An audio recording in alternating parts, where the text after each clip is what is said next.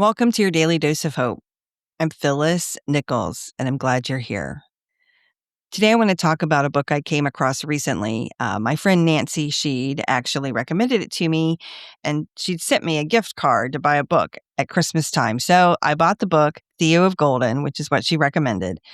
And oh my gosh, it's such a good book, and it's really stayed with me. Not because it's dramatic or complicated, but because it's so simple and lovely. It's the story told in Theo of Golden. That's the name of the book. I read a lot of books and I read a lot of nonfiction and fiction too, but I seldom reread a nonfiction book. But Theo of Golden, I can guarantee you, will be a book I'll read a second time. The story is about a man named Theo, and he's not a celebrity. He's not a thought leader. He's not somebody with a big platform. He's a man who comes to this little town called Golden, and he starts noticing things. And most importantly, he notices people. So he begins a project to talk to people, and it's around these artistic drawings that have been done of these different people that are hanging in a coffee shop. But the important part is that he listens. He starts remembering things about them.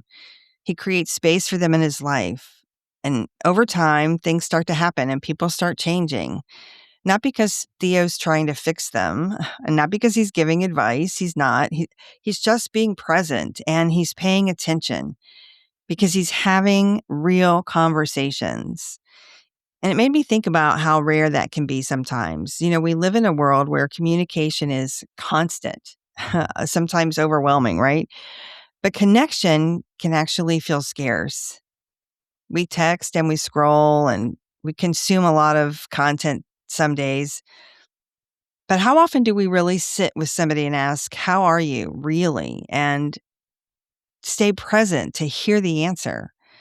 What Theo of Golden reminds me is that conversations are not small things. They're turning points and they're mirrors. They reflect back how we feel and how we see the world. And they're certainly invitations. A single conversation can change the trajectory of somebody's day and maybe even their life. But it also makes me think, it doesn't take a big speech or the perfect message, just a chat. The part that really stuck with me is that Theo doesn't wait for the right moment. He actually creates them. And every interaction he has with somebody just becomes kind of an opportunity for that person to share their story. So I want to remind you that you don't need a platform or credentials, and you don't need to have all the answers for somebody else. You just need to be willing to show up, to be curious, to listen, and to really care to what somebody else is saying.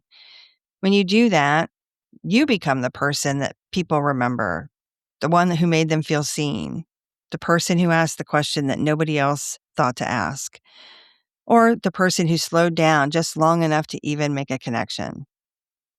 At a time when so many of us feel overlooked and rushed and disconnected, I think conversations like that matter more than ever. And it doesn't have to happen all at once. It can just happen one simple conversation at a time. If you haven't picked up the book, I hope that you will. I think you'll enjoy it. And remember, making space for those conversations, it's good for all of us. This podcast is part of the Sound Advice FM network. Sound Advice FM, women's voices amplified.